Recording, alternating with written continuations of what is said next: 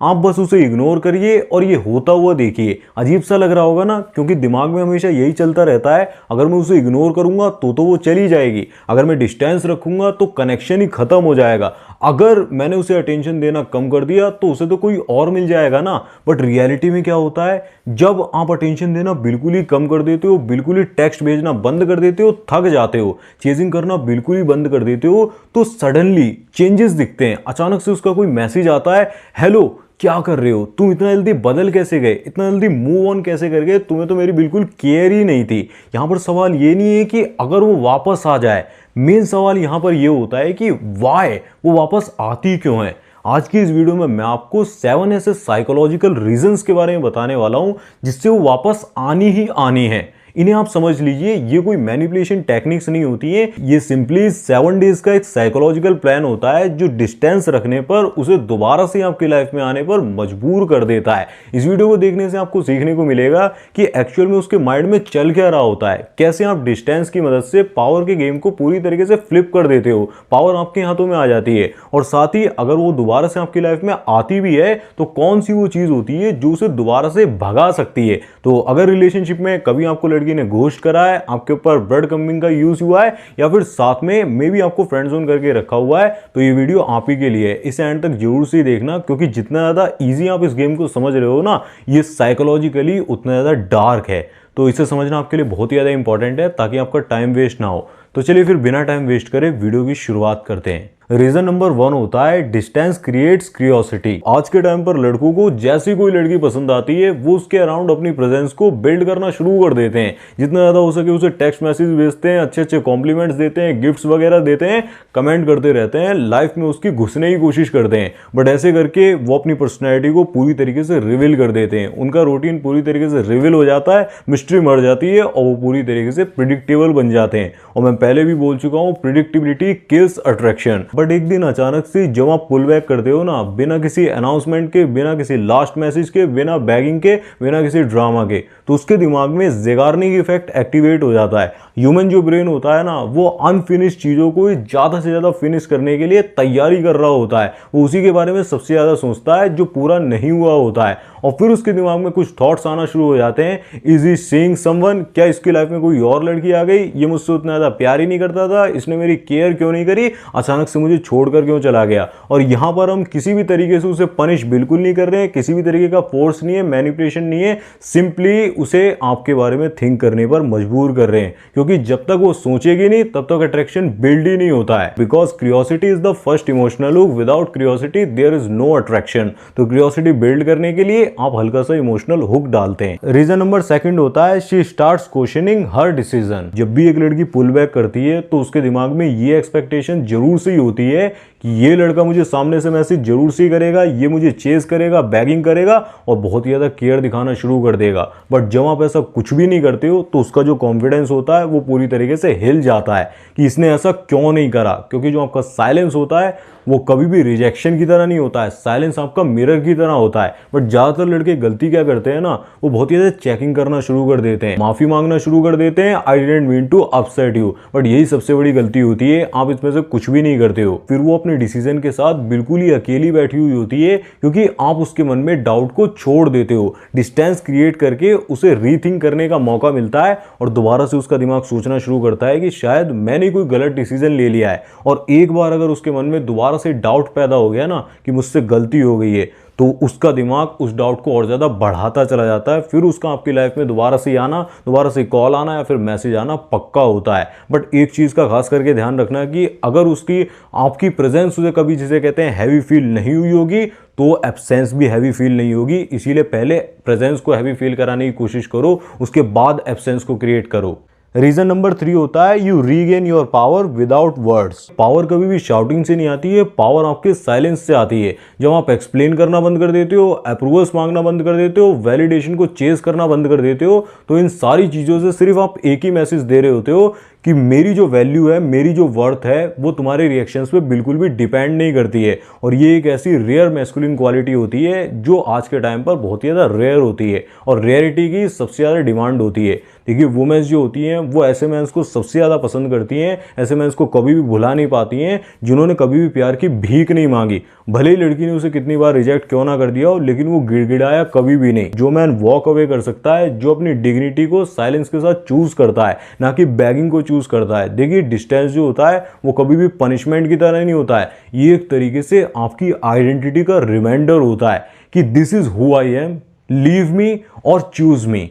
बस इतना ही काफ़ी होता है। इसके बाद जिसे कहते हैं जो आपकी लाइफ में रहता है वही रियल पर्सन होता है और जो चला जाता है उसको जाने देना होता है। बट एक रिमाइंडर दे देता हूँ, अगर आपकी वर्थ एक्चुअल में बहुत ज़्यादा लो होगी, आप लो जिसे कहते हैं क्वालिटी वाले रिएक्शन दे रहे होगे, तो वुमेन एक्चुअल में नहीं टिकना चाहेगी। तो आपको पहले अपनी क्वालिटी को इंक्रीज करना पड़ेगा। उसी के लिए जिसे कहते हैं मैंने 1-on-1 मेंटोरशिप प्रोग्राम चालू करा हुआ है, 1-on-1 कॉल सेशन चालू करे हुए हैं, उसका लिंक मैंने आपको डिस्क्रिप्शन में दे दिया है। अगर आप पर्सनली मुझसे बात करना चाहते हैं एज अ कॉल पे तो एक बार चेकआउट कर लेना। रीजन नंबर 4 होता है she did not expect you to walk away. सच तो ये है कि उसने पहले से यही सोचा हुआ होता है कि आप कहीं जाओगे ही नहीं, चाहे वो कितनी डिसरिस्पेक्ट क्यों ना कर ले, कितना टाइम और अटेंशन आपसे वापस क्यों ना खींच ले, आप हमेशा चेस करते रहोगे। इवन अपने दोस्तों से भी यही बोला होता है ये बहुत ही ज़्यादा अच्छा लड़का है, ये कहीं मुझे छोड़कर जा ही नहीं सकता है। बट जब आप कैजुअली मूव ऑन कर जाते हो, जिसे कहते हैं उसे छोड़ देते हो ना, तो अचानक से उसका सिस्टम पूरी तरीके से क्रैश हो जाता है, हैंग हो जाता है। बट ज़्यादातर लड़के गलती क्या करते हैं, वो बैगिंग करना शुरू कर देते हैं, वो वेट करते रहते हैं और झूठी होप में जी रहे होते हैं कि वापस से सब कुछ ठीक हो जाता है। बट सेल्फ रिस्पेक्ट को जो बंदा चूज कर लेता है कि मेरी सेल्फ रिस्पेक्ट ही मेरी प्रायोरिटी है, वो इजीली मूव ऑन कर जाता है। वो कभी भी बैगिंग नहीं करता है। प्यार की भीख मांगना ही अपने आप में बहुत बड़ी भिखारी बस्ती होती है, वो आपको बिल्कुल भी नहीं करना है। बट एक रिमाइंडर दे देता हूँ, एक अलर्ट दे देता हूँ कि अगर लड़की के साथ रिलेशनशिप रहा होगा, अट्रैक्शन रहा होगा, तभी वो जिसे कहते हैं आपको याद करेगी, आपके पीछे आने की कोशिश करेगी। अगर रिलेशनशिप नहीं रहा है तो आप वहां पर उसे छोड़ दोगे, पीछे हट जाओगे, कितना भी डिस्टेंस क्रिएट कर लो उससे कुछ फर्क नहीं पड़ेगा। रीजन नंबर 5 होता है इमोशनल कॉन्ट्रास्ट हिट्स हर। डिस्टेंस का मतलब सिर्फ आपके फिजिकल एब्सेंस से नहीं होता है, डिस्टेंस एक तरीके से इमोशनल कॉन्ट्रास्ट को भी बिल्ड करता है। स्टार्टिंग में तो उसे लगता है कि फ्रीडम मिलेगी और सारे ऑप्शंस को एक्सप्लोर करूंगी, प्रेशर कम हो जाएगा, कमिटमेंट की कोई डिमांड नहीं करेगा।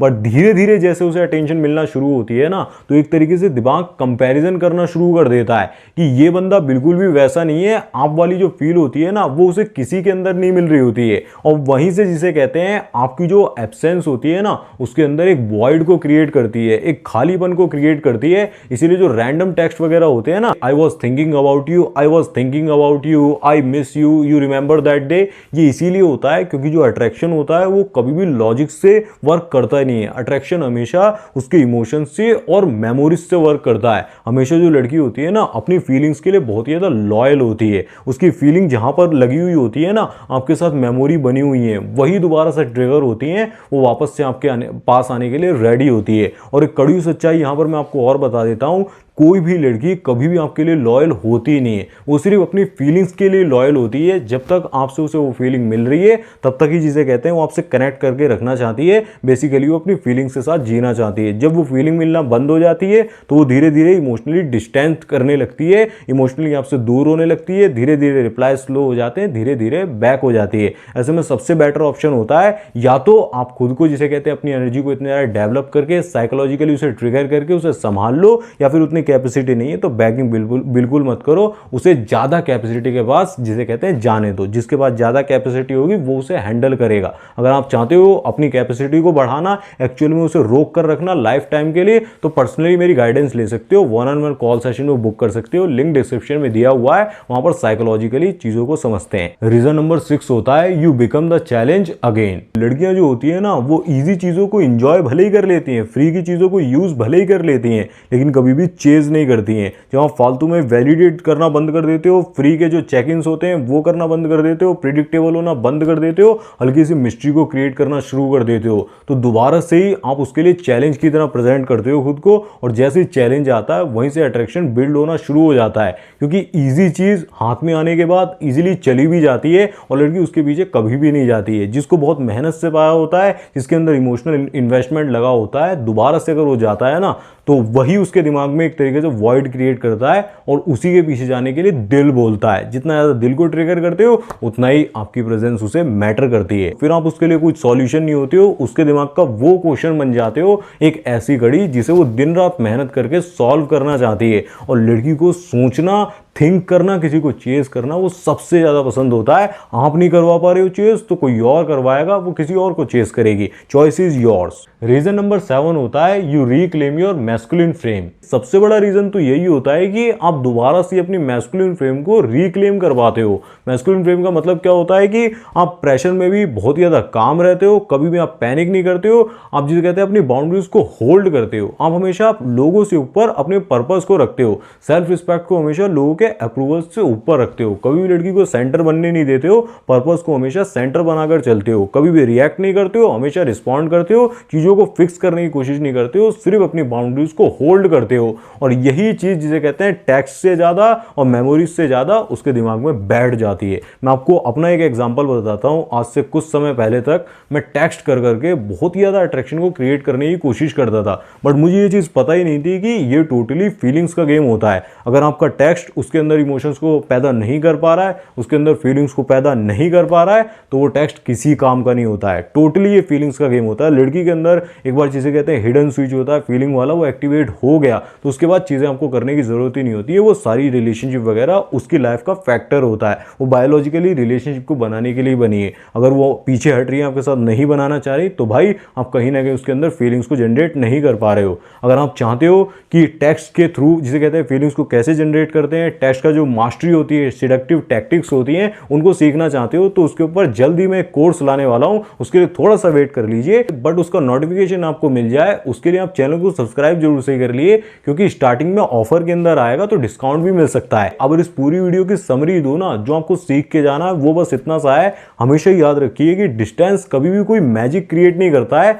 डिस्टेंस एक तरीके से ट्रूथ को रिवील कर देता है। अगर वो आपकी लाइफ में वापस आती है ना, तो उसका रीजन कभी भी आपका साइलेंस नहीं होता है, उसका रीजन होता है आपकी स्ट्रेंथ। जितना ज्यादा आपकी मैस्कुलिनिटी हाई होती है, आप और ज्यादा खुद को मैस्कुलिनली जिसे कहते हैं डेवलप करते जाते हो, मैस्कुलिनिटी को इंक्रीज करते जाते हो, उतना ज्यादा उसके वापस आने के चांसेस बढ़ जाते हैं। तो रियली में जिसे कहते हैं, अगर आप अपनी मैस्कुलिनिटी को बढ़ाने में इंटरेस्टेड हो, जो कि होने ही चाहिए, बिना कोई फेक अल्फा बने, बिना स्टेरॉइड्स वगैरह लिए, तो स्क्रीन पर जो 2 वीडियोस आ रही हैं उसमें मैंने आपको 6 मैस्कुलिन कोर प्रिंसिपल्स बताए हुए हैं, जो आपको लाइफ टाइम के लिए फॉलो करने होंगे।